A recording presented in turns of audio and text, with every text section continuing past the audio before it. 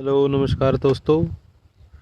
आज से हमारे आलू की जो खेती है उसको हमने निकालना शुरू कर दिया है। जिस भी भाई को आलू की ज़रूरत है, ये देखिए इस साइज़ का आलू जो है वो हमारे पास अवेलेबल है। और जिस भाई को आगे के लिए आलू का बीज लेना है तो बीज भी हमारे पास अवेलेबल है।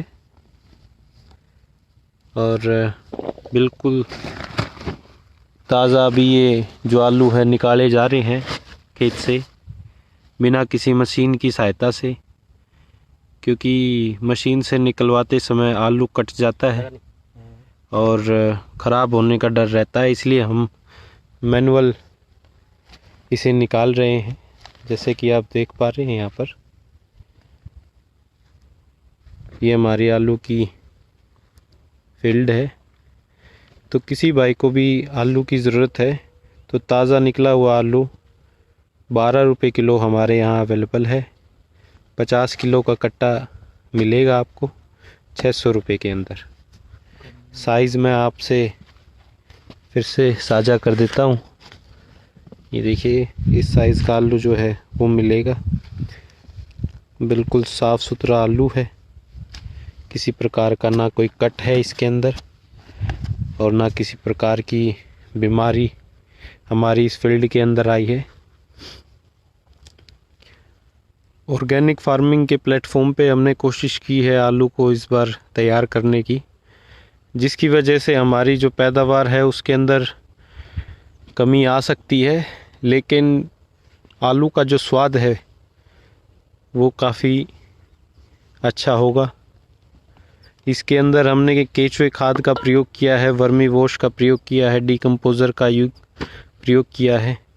बीच बीच में आप देख सकते हैं कि हमारे अमरूद के पौधे भी हैं, क्योंकि हमने अमरूद के पौधों का बाग जो इसमें लगाया था और उसके साथ ही हमने ये आलू लगाया था।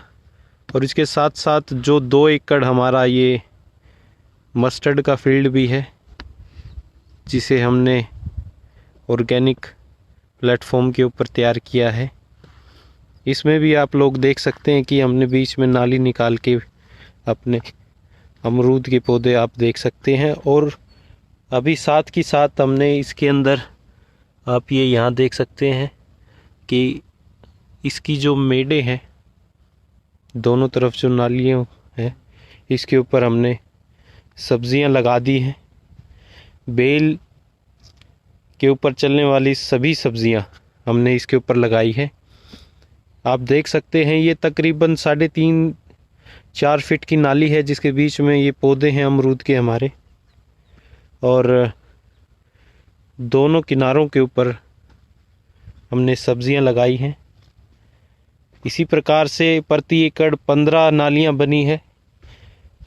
15 नालियों के बीच में अमरूद के पौधे हैं और किनारों पर नाली के दोनों किनारों के ऊपर हमने सब्जियां लगाई हैं।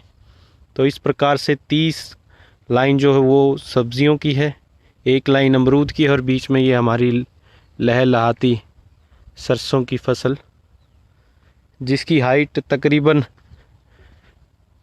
7 से 8 फीट जो है वो पहुंच गई है।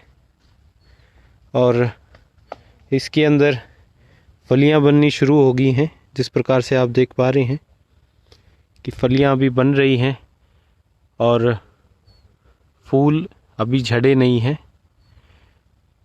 और अमरूद के बाग के अंदर सरसों लगाने के पीछे हमारा एक और मकसद था कि शहद उत्पादन करना। और शहद उत्पादन के लिए हमने 2 एकड़ के अंदर जब ये हमारी सरसों की फसल लगाई, तो इसके साथ साथ हम लोग 15 से 20 बी बॉक्स भी इसके अंदर रख कर और शहद का उत्पादन कर सकते हैं। और प्योर ऑर्गेनिक जब आप कोई फसल करते हैं तो उसके साथ जब आप शहद उत्पादन का काम करते हैं तो जो शहद की गुणवत्ता है वो काफ़ी अच्छी रहती है। और जिस प्रकार से आपको पता है कि जो सरसों की फसल है वो बहुत ही कम खर्चे की फसल है और उत्पादन अच्छा मिलता है। और पिछले 1-1.5 महीने से सरसों के जो भाव है वो 5,500-6,000 हज़ार के आसपास पहुंच गए थे। तो आप लोग ये देख सकते हैं, ये हमारी सरसों की फसल, बीच में हमारा अमरूद का बाग, हमारा ये पौधा आप देख सकते हैं। इसी प्रकार से ये 3 एकड़ का हमारा अमरूद का बाग है, जिसके अंदर हमने इंटरक्रॉपिंग करके 1 एकड़ के अंदर आलू और 2 एकड़ के अंदर सरसों की जो फसल है उसको लगाने का काम किया। और पानी की व्यवस्था हमने की है, ये आप देख सकते हैं। ये डिलीवरी पाइप है हमारा पानी का, और इसको हमने अच्छे पानी के स्रोत के माध्यम से जोड़ा हुआ है। और अपने इस बाग को हमने 5 तारों की श्रृंखला के साथ यहाँ पर इसे आरसीसी के ये जो पोल हैं इनके माध्यम से 4 दीवारी की हुई है। तकरीबन 3 एकड़ के अंदर 100 से अधिक पोल 20 बाय 20 फीट की दूरी पर लगाए हैं। और आप देख पा रहे हैं कि ये जो 5 तार हमने लगाए हैं, यहाँ पर 5 तार लगाने से हमें ये फ़ायदा हुआ है कि जो जंगली सूअर है या नीलगाय है वो हमारे इस बाग के अंदर नहीं आते हैं, और हमारी जो फसल है या जो हमारा बाग है वो सुरक्षित रहता है। तो ये ज़रूरी नहीं है कि जब हम बाग लगाएं तो सिर्फ बाग लगाएं, हमें कोशिश करनी चाहिए ऐसी फसलों को उत्पादन करें इन बिटवीन, जिससे हमारी जो इनकम है वो बढ़े। क्योंकि बाग जो है तकरीबन 3 से 4 साल ले लेता है तैयार होने में, और उसका जो फल है वो सेल होना शुरू होता है तकरीबन 3 साल बाद। तो 3 साल का जो वक्त है इन बिटवीन हमें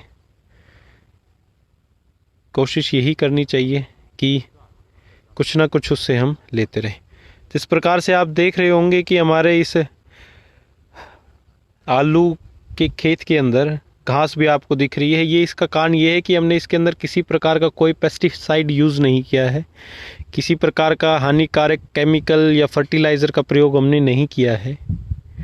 और ये इस वजह से हमारी हो सकता है कि ये फसल जो है उसका उत्पादन जो है वो कम आए, लेकिन हमारी जो ये धरती है, हमारी धरा है, इसको और बेहतर और इसके अंदर कार्बनिक पदार्थ की मात्रा बढ़ाने के लिए, इसकी जो शक्ति है इसको बढ़ाने के लिए, ताकि प्रोडक्शन अच्छा मिले, उसके लिए हमने इसके अंदर किसी प्रकार का फर्टिलाइज़र का प्रयोग नहीं किया। क्योंकि जब हम फर्टिलाइज़र का प्रयोग करते हैं तो उसका काफ़ी कण जो है वो हमारी मिट्टी के ऊपरली सतह के ऊपर जमा होता रहता है, जिसकी वजह से जो पानी का ड्रेनेज है धरती के अंदर वो कम हो जाता है और हमारी जो धरती है वो सख्त होना शुरू हो जाती है। तो मेरी राय यही होगी कि आप वेस्ट डिकम्पोज़र का प्रयोग करें, नीम अस्त्र का प्रयोग करें, नीम ऑयल का स्प्रे करें, खट्टी छाछ का स्प्रे करें, आग धतूरे से बनी हुई स्प्रे का प्रयोग करें, लहसुन और लाल मिर्च का स्प्रे का प्रयोग करें, अदरक के स्प्रे का प्रयोग करें। परंतु जो केमिकल फर्टिलाइज़र्स हैं, केमिकल स्प्रेज हैं, उनका प्रयोग ना करें, क्योंकि जितना प्रयोग हम इस चीज़ों का अपने इस एग्रीकल्चर लैंड के ऊपर करेंगे उतना ही हमें नुकसान होगा। क्योंकि जिस प्रकार से आप लोगों को पता है कि अभी एक जंग जो किसान लड़ रहा है सरकार से, जिसमें वो अपनी धरती को बचाने की कोशिश कर रहा है ताकि उसका मालिकाना हक उससे ना छिन जाए। इसके बाद कुछ वर्षों के बाद एक और जंग शुरू होनी है, जिसके अंदर हमें अपनी धरती को बंजर होने से बचाना होगा। और वो तभी संभव है जब हम ऑर्गेनिक फार्मिंग से प्रेरित होकर अपनी फसलों को chemical free, fertiliser free, urea free, DAP free करें और जो पुराने वक्तों के अंदर, पुराने समय के अंदर जिस प्रकार से खेती हुआ करती थी उसका प्रयोग करें। कोशिश करें कि जैसे कि पहले हमारे पूर्वज बैल और हल का प्रयोग करते थे धरती को जोतने के लिए, उन चीज़ों को हम फिर से अपने जीवन के अंदर सम्मिलित करें, क्योंकि साल दर साल गांव के अंदर ऐसे लोगों की कमी होती जा रही है जो बैल और हल चलाना जानते। क्योंकि जैसे ही मैकेनिकल युग आया है, ट्रैक्टर, हर्रो, रोटावेटर, कल्टीवेटर और अन्यथा चीज़ें आई हैं, हमने अपनी धरती को ready to move, ready to use बनाने के लिए उनका प्रयोग करना शुरू कर दिया है। आप ये देख सकते हैं, अमरूद का पौधा देख सकते हैं आप हमारा। तो कोशिश करें कि जो बैल और हल का समावेश था, जो संगम था, उसको वापस से हम अपनी ज़िंदगी में अपनाएं, चीज़ों को सीखें। जिस प्रकार से हम बीटेक करते हैं, बीकॉम करते हैं, बीएससी करते हैं, बीए करते हैं, अलग अलग क्षेत्रों में अलग अलग पढ़ाई करते हैं, तो कृषि के क्षेत्र के अंदर भी हमें कोशिश ये करनी है कि हम उन चीज़ों को सीखें जो कभी हमारे पूर्वज इस्तेमाल में लिया करते थे। क्योंकि कृषि भी एक विज्ञान की तरह है, उसके लिए भी आपको पढ़ना होता है, सीखना होता है, जानना होता है। क्योंकि आज के समय में 99% किसान केमिकल बेचने वाले दुकानदार के भरोसे बैठे होते हैं कि जिस प्रकार से भी कोई बीमारी आती है सिर्फ उसके पास जाते हैं और उनको बोलते हैं कि फ़लाँ बीमारी हो गई है, इसके बारे में बताएं, रोकथाम के बारे में बताएं। और जो दुकानदार हैं वो अपने टारगेट्स पूरा करने के लिए फ़लाँ कंपनी का जो माल है वो आप लोगों को दे देते हैं। उनका काम सिर्फ अपना सेल को बढ़ाना होता है, अपने टारगेट्स पूरा करना होता है, अपना घर चलाना होता है।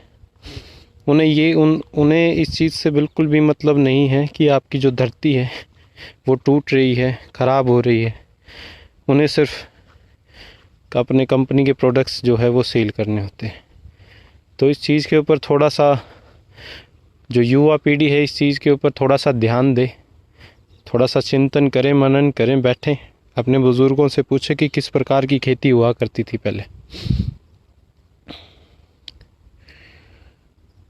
पहले फसलें, हम दाल भी उगाते थे, हम अनाज भी उगाते थे, फूलों की भी खेती होती थी, गन्ना भी हम लोग उगाते थे। लेकिन आज के समय में जो हम फसलें उगा रहे हैं वो एक रिपीट फिनोमेना के ऊपर उगा रहे हैं। जैसे कि इस बार गेहूं लगा दिया, आगे जीरी लगा दी या राइस लगा दिया, राइस काटने के बाद फिर उसके अंदर गेहूं लगा दिया। तो उससे क्या होता है कि जो धरती है वो हर साल जो फर्टिलाइज़र इनटेक होता है उसकी रिक्वायरमेंट बढ़ती रहती है। जिस प्रकार से एक इंसान बार बार एक ही प्रकार की सब्ज़ी खाने से ऊब जाता है, तो इसी प्रकार से जो धरती है वो ऊब जाती है और प्रोडक्शन देना कम कर देती है, बंद कर देती है।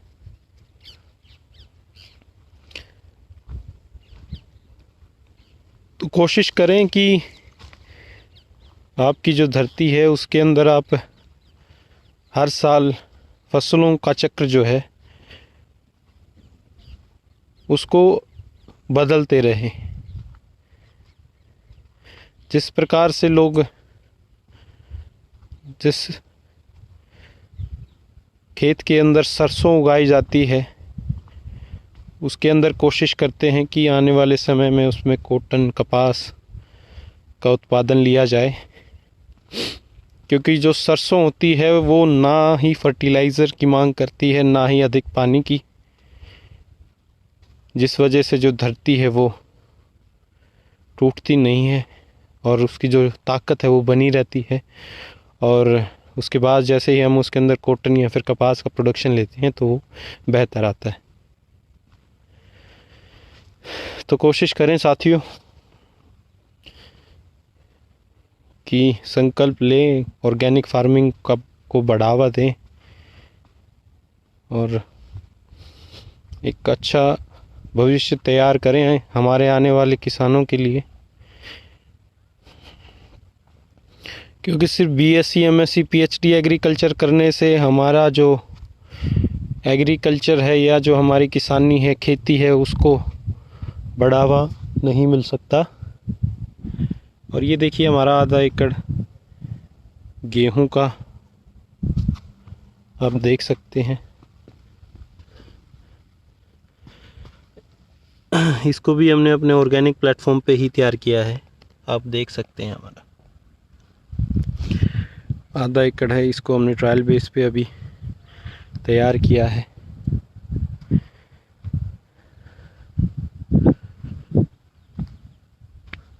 तो कोशिश करें बेहतर उगाएं, अच्छा उगाएं, औरों के लिए नहीं तो कम से कम अपने लिए ज़रूर उगाएं।